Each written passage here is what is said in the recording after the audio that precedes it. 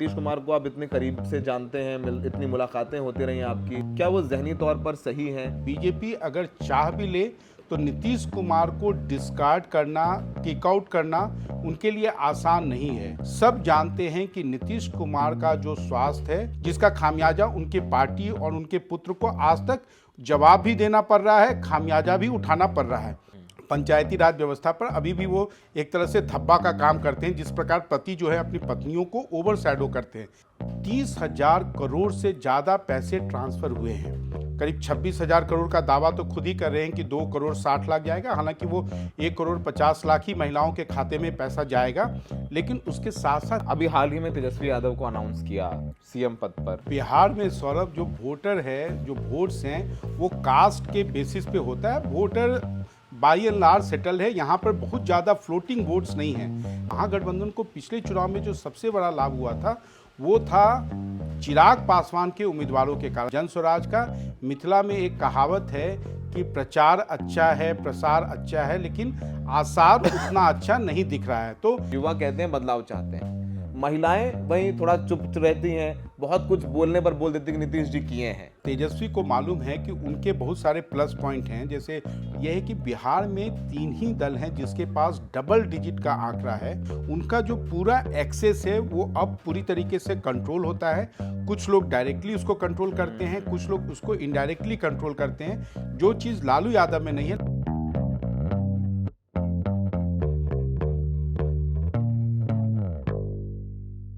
आदाब, नमस्कार। The red mic में आपका स्वागत है। मैं हूं सौरभ शुक्ला। तो हम लोगों ने बहुत सारे ग्राउंड रिपोर्ट्स आपको दिखाई, बताई, लोगों की बात सुनवाई, युवा, महिलाएं, वृद्ध, सबके बारे में, कुछ नेताओं से बात कराई। लेकिन आज हम बात करने वाले हैं एक ऐसे वरिष्ठ संपादक से जो हमारे भी वरिष्ठ रहे बहुत साल और बिहार की पॉलिटिक्स को A to Z समझते हैं। नीतीश कुमार को भी समझते हैं, लालू यादव को भी समझते हैं, अमित शाह की पॉलिटिक्स को भी समझते हैं। हमारे साथ हैं मनीष कुमार, जो कि हमारे एनडीटीवी में वरिष्ठ थे और हमेशा वरिष्ठ रहेंगे। Sir, thank you so very much, आपने हमें वक्त दिया।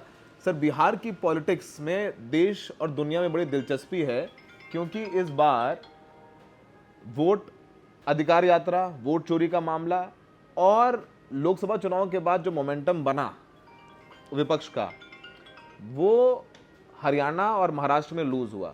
सबसे बड़ी उम्मीद बिहार। अभी तक चुनाव को कैसे देख रहे हैं आप? नीतीश कुमार का एक फैक्टर है, नीतीश कुमार को आप इतने करीब से जानते हैं, इतनी मुलाकातें होती रही हैं आपकी, वो रैलियों में 100% नज़र नहीं आते हैं, कुछ ऐसी बात कर देते हैं जो सोशल मीडिया पे ट्रोल होते हैं। क्या वो ज़हनी तौर पर सही हैं, या बीजेपी ने इस बार उनको प्लान बना लिया है कि निपटा देंगे और हमारे चेहरे नहीं होंगे? क्या देखते हैं आप अभी तक? सौरभ, देखिए, आपने कई सारे सवाल एक साथ पूछ डाले हैं। पहली बात, नीतीश कुमार बीजेपी के लिए आज की तारीख में मजबूरी है। बीजेपी अगर चाह भी ले तो नीतीश कुमार को डिस्कार्ड करना, किक आउट करना उनके लिए आसान नहीं है।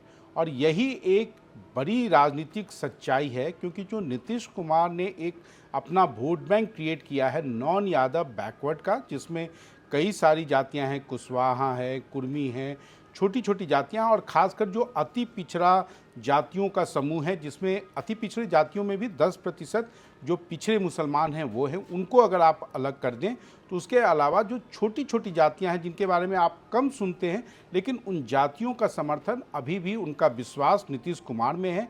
इसलिए नीतीश कुमार को आप बीजेपी चाहे या ना चाहे, लेकिन नीतीश कुमार को ही आगे रख के चुनाव लड़ना उनकी एक राजनीतिक मजबूरी है। जहां तक बिहार का इस बार का चुनाव है, आपने नीतीश कुमार के हाव भाव के बारे में बात किया। ये हाव भाव जो उनके आ रहे हैं, ये किसी से छिपा नहीं है। प्रधानमंत्री नरेंद्र मोदी हो या विपक्ष के नेता राहुल गांधी हो या देश के अन्य बड़े बड़े नेता, सब जानते हैं कि नीतीश कुमार का जो स्वास्थ्य है अब वो उनके साथ नहीं है। नीतीश कुमार की मानसिक स्थिति, जो उनका बोलने का तरीका है, वो अब उसमें पहले जैसी बात नहीं रही। लेकिन उसके बावजूद अगर इस बार हर दिन 10 हेलीकॉप्टर उड़ते हैं जो नीतीश कुमार के चेहरे पर वोट मांगते हैं, तो नीतीश कुमार आज आप समझ लीजिए कि ना केवल बीजेपी बल्कि चिराग पासवान, जीतन राम मांझी, उपेंद्र कुशवाहा, सबके उम्मीदवारों के लिए एकमात्र सहारा है। उनको माइनस करके उनके उम्मीदवार कुछ एक सीटों को छोड़कर जीत का जो उनका लक्ष्य है वो पा नहीं सकते हैं। इसलिए नीतीश कुमार को उनको साथ रखना पड़ रहा है। जहाँ तक इस बार का चुनाव है, तो जो बिहार के चुनाव का जो राजनीतिक समीकरण की एक सच्चाई है, बिहार में 3 ही दल हैं। देखिए, बिहार की दो तीन बातें हैं। एक तो बिहार में आपको मिलेंगे जो बीजेपी जैसा पार्टी, जो अपने आप को चुनाव लड़ने में इतना सिद्धहस्त मानता है, उसको लगता है कि उसने पूरे इलेक्शन का लड़ने का जो तरीका है उसको उसने कोड को क्रैक कर दिया है, उनसे बेहतर कोई नहीं जानता है। लेकिन जब वो बिहार आते हैं तो वो 100 सीटों से ज़्यादा लड़ने की, 243 में 100 से ज़्यादा लड़ने की उनकी क्षमता या उनकी हिम्मत नहीं होती है। दूसरी बात है, कांग्रेस पार्टी के ऊपर भी ये लागू होता है कि उनको राजद का पिछलग्गू बनकर ही उनको चुनाव मैदान में जाना पड़ता है। इसका कारण है कि यहाँ पर जो क्षेत्रीय पार्टियाँ हैं, वो चाहे राष्ट्रीय जनता दल हो, जनता दल यूनाइटेड हो, ये खासकर लालू यादव और नीतीश कुमार ने पिछले 35 वर्षों के शासनकाल में उन्होंने जो शासन में आने के बाद उसका जो लाभ उठाया, जिस प्रकार से उन्होंने एम्पावरमेंट किया अपने कोर वोटर्स को। लालू यादव का 2 पक्ष है कि एक उन्होंने सोशल जस्टिस का मूवमेंट चलाया, दूसरा उनका पक्ष है कि उनके समय में लॉलेसनेस रही, लॉ एंड ऑर्डर पे उनका कोई नियंत्रण नहीं रहा। बहुत सारे जैसे kidnapping for ransom, order of the day हो गया, जिसका खामियाजा उनके पार्टी और उनके पुत्र को आज तक जवाब भी देना पड़ रहा है, खामियाजा भी उठाना पड़ रहा है। दूसरा पक्ष यह है कि नीतीश कुमार जब से शासन में आए हैं, सत्ता का लाभ कैसे उठाएं, कोई उनसे सीख सकता है। आते के साथ उन्होंने अति पिछड़ा को राजनीतिक रूप से एम्पावर किया। मतलब जो प्रोसेस लालू यादव ने शुरू किया, उसको नीतीश कुमार ने, लालू यादव कहीं ना कहीं ओबीसी की पॉलिटिक्स में सिमट गए, अति पिछड़ा को इग्नोर किया, जिसका लाभ नीतीश कुमार को मिला। नीतीश कुमार ने न केवल अति पिछड़ा को राजनीतिक रूप से एम्पावर किया, साथ ही साथ महिलाओं को भी उन्होंने एक नया वोट बैंक क्रिएट किया। और उसके कई सारे स्टेप हैं। बिहार अगर आप देखिएगा कि पहले शासनकाल में उन्होंने 50% आरक्षण दिया। हालांकि महिलाओं को जो पंचायत में आरक्षण मिला, उसका बहुत ज़्यादा आप सक्सेस स्टोरी नहीं देखते हैं, क्योंकि जो अभी भी हमारा जो है मेल डोमिनेटेड सोसाइटी है।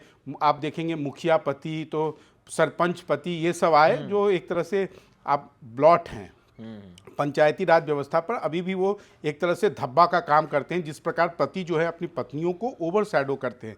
लेकिन साथ ही साथ नौकरियों में 50% आरक्षण, आप कहीं भी जाएंगे बिहार में, जैसे 2010 के चुनाव में जो लोग आए थे तो हर जगह साइकिलों पर लड़कियां मिलती थी। अगर आप आज जाएंगे तो आपको पुलिस यूनिफॉर्म में लड़कियां मिलेंगी। ये बिहार में सबसे ज़्यादा पिछले 10 वर्षों के दौरान 2015 के बाद सबसे ज़्यादा बिहार में पूरे देश में महिलाओं को पुलिस में नियुक्ति हुई है।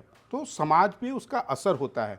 और इस बार का जो चुनाव है वो इसलिए भी यूनिक है कि बिहार में पिछले 60 दिनों में, यानी कि पिछले 2 महीनों में करीब 30,000 करोड़ से ज़्यादा पैसे ट्रांसफ़र हुए हैं। करीब 26,000 करोड़ का दावा तो खुद ही कर रहे हैं कि 2 करोड़ 60 लाख जाएगा। हालांकि वो 1 करोड़ 50 लाख ही महिलाओं के खाते में पैसा जाएगा। लेकिन उसके साथ साथ एक बड़ा वर्ग, आप किसी भी गांव में जाएंगे तो एक वृद्ध लोगों का है, विधवाओं का है, जिनका पेंशन बढ़ा है, उनको उसका एरियर मिला है।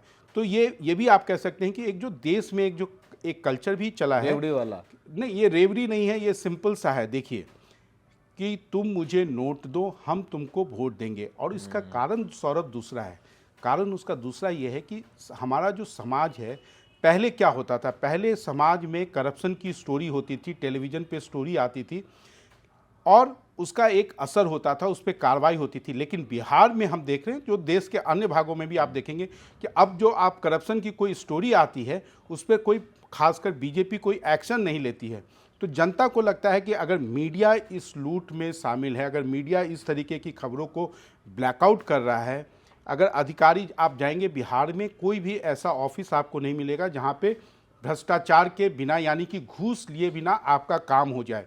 बिहार में आपको और भी बताता हूँ कि बिहार एक ऐसा स्टेट है जहाँ पे जो अधिकारियों के खिलाफ करप्शन की बातें आई, बिहार में एक अधिकारी के यहाँ 10 करोड़ से अधिक नगद बरामद हुआ, लेकिन वो अधिकारी गिरफ्तार नहीं हुआ। वो इसलिए गिरफ्तार नहीं हुआ क्योंकि उसने वो मंत्री को इम्प्लीकेट कर रहा था। और कहीं ना कहीं बीजेपी के जो वरीय नेता हैं, उनको लगा कि शायद चुनाव में इसका असर हो, तो ईडी ने भी अपने कदम पीछे कर लिए। दूसरा मैं आपको और एक बात बताता हूं कि सीबीआई जांच होती है, लेकिन सीबीआई ने भी, जिस सीबीआई ने बिहार के फॉर्डर स्कैम में 90% कन्विक्शन सिक्योर किया था, आप विश्वास नहीं करेंगे, नीट के एग्जाम का जो मुख्य आरोपी है संजीव मुखिया, 90 डेज में सीबीआई ने उसके खिलाफ चार्जशीट नहीं किया और वो रिहा होता है। उसको इस आधार पर जमानत मिलती है कि इसके खिलाफ स्टिपुलेटेड टाइम में आपने चार्जशीट नहीं दिया है, तो ये बेल के लिए क्वालिफाई करता है। तो बिहार में ये सब कुछ भी हुआ है, ये सारा कुछ हो रहा है, लेकिन चुनाव में इसका असर उतना आपको नहीं दिखेगा। उसका कारण ये है कि जब भ्रष्टाचार की जब बात होती है तो आरजेडी जब ये मुद्दा उठाता है तो उसका इको बहुत ज़्यादा ग्राउंड पे नहीं होता है, उनको उतना रिस्पांस नहीं मिलता है, और जनता को एक ये लगता है कि अगर आपने इन सभी मुद्दों को बनाया तो हो सकता है आरजेडी को लाभ हो जाएगा। तो आरजेडी वापस नहीं आए, इसलिए बिहार की जनता जो है उसके लिए भ्रष्टाचार एक तरह से ओके है। ओके कर लेते सर। अभी हाल ही में तेजस्वी यादव को अनाउंस किया सीएम पद पर, मुकेश साहनी को डेप्यूटी सीएम पद पर अनाउंस किया है। मुकेश साहनी वैसे तो उनके 2.5% वोट है जिस जात से आते हैं मरला के, लेकिन वो खुद कहते हैं कि तमाम सब कास्ट मिला करके 9 से 10% वोट हैं। प्रेस कॉन्फ्रेंस में तेजस्वी यादव ये भी कहते हैं कि और अशोक गहलोत ने कहा कि और भी मुख्यमंत्री होंगे, समय आने के साथ हम अनाउंस करेंगे। क्या इस चुनाव में इस सोशल इंजीनियरिंग, जिसमें इस बार 13 से 14 क्वेरी दिए हैं उन्होंने कैंडिडेट, इस बार उन्होंने भूमिहार 12 कैंडिडेट दिए हैं, तो एक सोशल इंजीनियरिंग की कोशिश की है आरजेडी ने, जो शायद हमने देखा था कि समाजवादी पार्टी ने यूपी में किया 2024 और 2022 के चुनाव में। क्या ये सोशल इंजीनियरिंग महागठबंधन को सत्ता तक पहुंचा पाएगी या फिर वो वहीं? देखिए, बिहार में सौरभ, जो वोटर है, जो वोट्स हैं, वो कास्ट के बेसिस पे होता है। Voter by and large settle है, यहाँ पर बहुत ज़्यादा फ्लोटिंग वोट्स नहीं है। निश्चित रूप से पिछले चुनाव में मुकेश सहनी जो हैं वो एनडीए के साथ थे, तो इस बार अगर वो महागठबंधन के साथ आएंगे तो महागठबंधन को उसका लाभ होगा। लेकिन महागठबंधन को पिछले चुनाव में जो सबसे बड़ा लाभ हुआ था वो था चिराग पासवान के उम्मीदवारों के कारण। चिराग पासवान ने जनता दल यूनाइटेड के हर उम्मीदवार के खिलाफ अपने अच्छे मजबूत उम्मीदवार उतारे थे, जो इस बार नहीं है। इस बार जनस्वराज है, लेकिन जनस्वराज का मिथिला में एक कहावत है कि प्रचार अच्छा है, प्रसार अच्छा है, लेकिन आसार उतना अच्छा नहीं दिख रहा है। तो अब देखना यह है कि अगले 10 दिनों में जनस्वराज का जो एक बड़ा हाइप था, लोगों में उसका काफ़ी चैटर था। आप किसी भी माइग्रेंट से बात कीजिए तो वो कहेगा कि जनस्वराज उसको अच्छा लगता है, वो जनस्वराज के लिए वोट देगा। लेकिन वोटिंग के दिन तक वो सेंटिमेंट्स जो है प्रशांत किशोर सस्टेन कर पाते हैं, इसके ऊपर भी बिहार का परिणाम जो है वो काफ़ी हद तक निर्भर करेगा। मनीष सर, तेजस्वी ने कल एक बात कही, लॉ एंड ऑर्डर को लेकर जंगल राज की बात की है। उन्होंने कल कहा, प्रेस कॉन्फ्रेंस में आप भी थे, उन्होंने कहा कि लॉ एंड ऑर्डर पर हम कोई कॉम्प्रोमाइज़ नहीं करेंगे, अगर तेजस्वी की परछाई भी कानून तोड़ेगी तो उस परछाई को भी हम नहीं बख्शेंगे। वो बार बार ये बात इस पर एम्फेसाइज कर रहे हैं।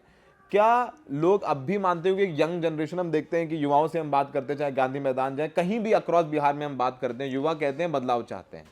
महिलाएं वहीं थोड़ा चुप रहती हैं, बहुत कुछ बोलने पर बोल देती कि नीतीश जी किए हैं, नीतीश जी अच्छा काम करते हैं।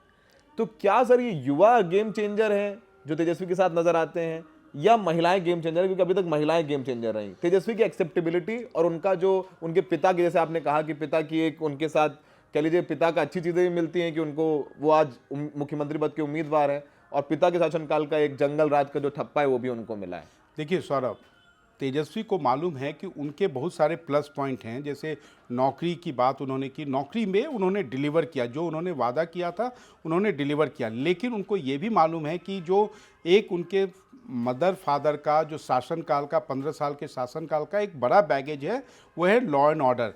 और यही लॉ एंड ऑर्डर पे लोगों को एश्योर करने के लिए चुनाव से कई महीने पहले वो उन्होंने अपने भाई से भी पिंड छुड़ाया था, क्योंकि उनको मालूम था कि जो उनके भाई का स्टेटमेंट्स आता है, उनका जो व्यवहार होता है, उससे कहीं ना कहीं जनता में वही जंगल राज वाला इमेज जो है री-इन्फोर्स करता है। तो तेजस्वी ने मैक्रो लेवल पे इस इमेज को एक ख़त्म करने की कोशिश की, लेकिन क्या लोगों में उसका विश्वास है? क्योंकि लोगों में अभी भी वो डर दिखाया जाता है। क्योंकि देखिए, तेजस्वी यादव जिस जाति से आते हैं उसकी संख्या 15% बिहार में जो ऑफिशियल जनगणना के नंबर्स आए जातिगत हैं जनगणना उसके के जातिगत गणना के नंबर्स के अनुसार है। तो 15% अगर आप होते हैं तो ऑब्वियसली आप समाज में आपका एक डोमिनेशन होता है, तो जिससे लोग, जिसका डोमिनेशन होता है उसके खिलाफ जो होता है, जो बाकी के लोग होते हैं वो गोलबंद होते हैं, जिसका खामियाजा आज की तारीख में या पिछले कई चुनाव में आरजेडी को उठाना पड़ा। और मैं एक आपको बता देता हूँ, बिहार के राजनीति की एक जो सबसे बड़ी सच्चाई है, उसी पे हम अपनी बात खत्म करेंगे। यह है कि बिहार में 3 ही दल हैं जिसके पास डबल डिजिट का आंकड़ा है, और 2010 के ऑनवर्ड्स हम देख रहे हैं, जिसमें 2015 का भी चुनाव रहा है, कि इस 3 दल में बीजेपी, आरजेडी, जेडीयू, इस 3 दल में जब 2 एक साथ होते हैं तो तीसरे की हार होती है। भले ही तीसरे के साथ, जैसे बीजेपी के साथ भी चिराग पासवान थे, उपेंद्र कुशवाहा थे, जीतन राम मांझी थे, नरेंद्र मोदी, अमित शाह का इलेक्शन मैनेजमेंट था, उसके बावजूद लालू नीतीश जब साथ आए तो उनको हार का मुंह देखना पड़ा। ऑफ कोर्स अब 2015 से करें तो महागठबंधन में अब सीपीआई-एमएल है, मुकेश निषाद हैं, लेकिन अभी भी अगर आप न्यूमेरिकल नंबर्स देखिए, अगर आप आंकड़ों के इस पे देखेंगे, चेस बोर्ड पे देखेंगे, तो एनडीए आपको हमेशा महागठबंधन से ऊपर दिखेगा। सर आखिरी सवाल, चूंकि आपसे मुलाकात हो गई है तो हम जितना निकलवा पाए आपसे, आखिरी बार सर आपकी लालू से कब मुलाकात हुई और नीतीश जी से कब मुलाकात हुई? लालू जी बैक सीट लिए हुए नजर आते हैं, चुपचाप रहते हैं, शांत, कुछ बोलते नहीं है, सारा मैनेजमेंट तेजस्वी कर रहे हैं, या फिर अभी लालू जी एक्टिव हैं? ये सवाल पहला। दूसरा साथ में पूछ लेता हूँ कि नीतीश कुमार की, मान लीजिए कि चुनाव में एक आ जाता है, चलिए महागठबंधन 19-20 रहता है, 19-20 रहता है, क्या नीतीश कुमार को अगर बीजेपी चुनाव के बाद सीएम नहीं बनाती है तो फिर से एक बार होगा कि वो आरजेडी के साथ आ जाएं? आपकी मुलाकात, इनसाइट क्या है इसमें? देखिए, मैं आपकी बात को ख़त्म करूंगा। आपने बड़ा ही रिलेवेंट सवाल किया। नीतीश कुमार से हमारी जो सबसे आखिरी मुलाकात थी वो करीब 1.5-2 साल पहले थी। उनका जो पूरा एक्सेस है वो अब पूरी तरीके से कंट्रोल होता है। कुछ लोग डायरेक्टली उसको कंट्रोल करते हैं, कुछ लोग उसको इनडायरेक्टली कंट्रोल करते हैं, जो चीज़ लालू यादव में नहीं है। लालू यादव से अगर आप अभी भी उनके जो भी आसपास के लोग हैं उनसे अगर आप कहें और वो लालू यादव से पूछते हैं, लालू यादव आपसे मुलाकात करेंगे, वो ज़्यादा बोल नहीं पाते हैं, इन्फेक्शन का डर है, तो इसलिए आप ज़्यादा देर उनसे बैठते नहीं हैं, उनसे थोड़ी दूरी बनाकर आप बैठते हैं। लालू यादव आपको अभी भी शाम में पटना की सड़कों पर दिख जाएंगे, लेकिन नीतीश कुमार का जो पूरा सिस्टम है वो कंट्रोल्ड है। और मैं आपको बता दूं, सबसे दुख की बात यह है कि नीतीश कुमार से अगर उस कंट्रोल एक्सेस में अगर कोई कन्विक्टेड क्रिमिनल है, वो अगर मिलना चाहता है वो उनसे मिल लेता है। कोई भी अगर फिक्सर है वो एक दिन में 2-2 बार भी मिलता है। कि इस बार के चुनाव में उनके पार्टी के कई सारे पुराने दिग्गज नेता थे जो फरियाद करते रह गए, लेकिन उनको मुलाकात संभव नहीं हो पाया, जिससे एक बात साफ है कि नीतीश कुमार जो हैं अब वो पुराने नीतीश कुमार नहीं हैं, और नीतीश कुमार का जो पूरा सिस्टम है उसको कोई एक इनडायरेक्ट पावर, वो पावर कौन है सबको मालूम है, वहाँ से वो नियंत्रित होता है। और कल क्या होगा नीतीश कुमार के साथ, एक बात आप तय मानिए कि अगर बीजेपी ने उनकी जगह कोई अपना आदमी बिठाया तो कम से कम जो अधिकारियों का जो सिस्टम है, जो उनकी पार्टी के जो बड़े नेता हैं, उनकी तरफ से कोई विरोध जाहिर करने वाला नहीं है, क्योंकि सबको लगता है कि उसका भविष्य जो है बीजेपी के साथ ज़्यादा सिक्योर्ड है। और जैसा कि मैंने एक बात आपको बताया था कि यहाँ पर करप्शन के केसेस में ईडी, सीबीआई लास्ट स्टेज तक पहुँच के अपना हाथ वापस करता है, तो ईडी, सीबीआई के पास में बिहार में खासकर जेडीयू के नेताओं के बारे में इतना कुछ है कि कल को अगर आप उम्मीद कर रहे हैं कि अगर नीतीश कुमार की जगह किसी दूसरे को बैठाया जाएगा तो कोई विरोध होगा। हाँ, उनके कार्यकर्ता काफ़ी मायूस हैं, क्योंकि उनके कार्यकर्ता चाहते थे कि उनके बेटे को सक्सेसर बनाया जाए, जिससे कि चिराग पासवान और तेजस्वी यादव की तरफ से जो है पार्टी में एक कंटिन्यूटी बरकरार रहे। लेकिन जनता दल यूनाइटेड की तरफ से नीतीश कुमार आखिरी बिहार के मुख्यमंत्री होंगे, ये प्रेडिक्शन कर दिया है, तो काफ़ी कुछ आपको समझ में आ गया होगा ग्राउंड के अलावा। मनीष जी, एक दौर था, मैं याद था कि हम लोग 2015 के चुनाव में यहीं बैठते थे और नीतीश कुमार और लालू यादव जो है वो साथ में चुनाव लड़ रहे थे और हम लोग घूम के आते थे, तो मनीष जी बोलते हैं क्या हुआ, तो हम बोलते थे सर लग रहा है बीजेपी, बड़ा लग रहा है बीजेपी आएगी, और मनीष जी कहते थे कि बीजेपी नहीं आ रही है 2015 में, लालू और नीतीश कुमार आएंगे। और वो बहुत सारे जितने सर्वे थे 2015 के गलत हुए और लालू यादव और नीतीश कुमार साथ में सरकार बना करके आए। तो अक्सर हम लोग जो है ज़मीन पर रहते हैं, ग्राउंड सर्विस कर सकते हैं, लेकिन जो अनुभव है वो एक अलग बात होती है। तो उसी अनुभव के साथ एक पर्सपेक्टिव में बिहार चुनाव को समझाने की कोशिश हमने यहाँ से पटना से की है। हमें देखने के लिए बहुत बहुत शुक्रिया।